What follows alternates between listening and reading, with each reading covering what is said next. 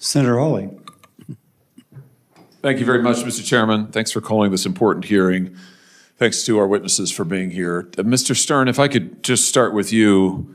I see that 5 or 6 days ago you gave an interview in which you said that the removal of Mahmoud Khalil, the pro-Hamas foreign rioter, is a form of McCarthyism and makes Jewish students less safe. Now, this is an individual who has been accused of endorsing and espousing terrorist activity, who has been accused of lying on his application to a green card in the United States, who's currently being sued for terrorizing and assaulting Jewish students. Do you stand by your view that trying to remove him is a form of McCarthyism? Absolutely, Senator. Why in the world would that be the case? Let me answer. He hasn't been charged with the crime. The clear predicate for this, White House said, was handing out pro-Hamas propaganda. When you start talking about people's views and what they're talking about in the public square as a basis for discrimination, and then the effect on Jewish students, it's not just the fact that Jews may be seen as, well, we're pushing this and that's going to happen. The way that this is going to harm Jewish students is it harms the academy. Wait a minute. My time is limited. I'm sorry to interrupt you, but just wait a minute. I've got to correct numerous inaccuracies there. Number one, as you very well know, United States law says that a non-citizen is inadmissible for entry into this country if they, and I quote, endorse or espouse terrorist activity or persuade others to do the same. That same law provides you can be removed for the same reasons. That is what Mr. Khalil has been accused of. He has further been accused of by the United States government lying on his visa application. That on its own would be sufficient to remove him from this country. He is being sued, as you and I sit here in New York court, by the victims of October 7th for terrorizing and assaulting Jewish students, unlawfully taking over and damaging public university property, and physically assaulting Columbia University employees. And you're telling me that it's McCarthyism to remove this individual? Senator, the deportation was started before that lawsuit, before that second question about what he was saying on his forms. No, this is what the government has alleged in open court, Mr. Stern. This is the basis for their removal proceedings. And our law makes clear if you endorse or espouse terrorist activity, you can be removed from this country. He has done so. He's been accused of doing so from the beginning. He's been accused of lying to get into the country.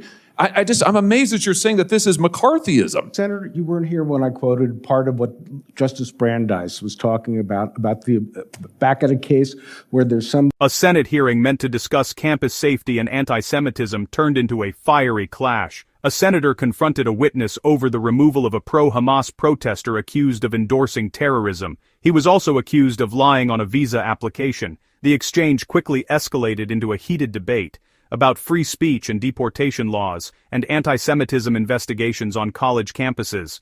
Lawmakers debated whether federal action is protecting or endangering Jewish students. Universities faced increased scrutiny as officials launched probes and policy changes. Legal documents and deportation procedures became central to the controversy. University administrators scrambled to respond, reviewing compliance and incident reports. Campus, security and emergency responses were heightened amid tensions. Meanwhile, student resource centers worked to provide support and safety. Reporters pressed for answers as officials left the hearing. Somebody that was convicted for supporting the Communist Party because they were talking about violence as a political solution. And Brandeis cautioned us that this type of robust speech, as long... This isn't speech. Lying on a visa application is not speech. Seeking to assault Columbia University employees and Jewish students is not speech. You are defending an individual who has espoused the destruction of this country, the destruction of the state of Israel, the destruction of Jews, and has taken actions in furtherance of the same. You've also said that investigating the 60 colleges and universities that are currently under investigation by the Trump administration for anti-Semitism is a form of weaponizing anti-Semitism for political benefit. You're opposed to investigating these institutions for anti-Semitism? Senator, I've been very clear that OCR has a very important role, that there are complaints that should go through the process. When you start using the Department of Justice and threatening universities' funding... You are opposed, I just want to get this on the record, you are opposed to investigating investigating Columbia University and others for anti-Semitism? No. That's what you said 6 days ago. I am not opposed to doing it the right way. What does that mean, doing it the right way? Not to claw back funds, not to say we're holding you ransom. We're getting your faculty, Jewish... You were asked about an investigation for failing to protect Jewish students, and you said that's just weaponizing anti-Semitism.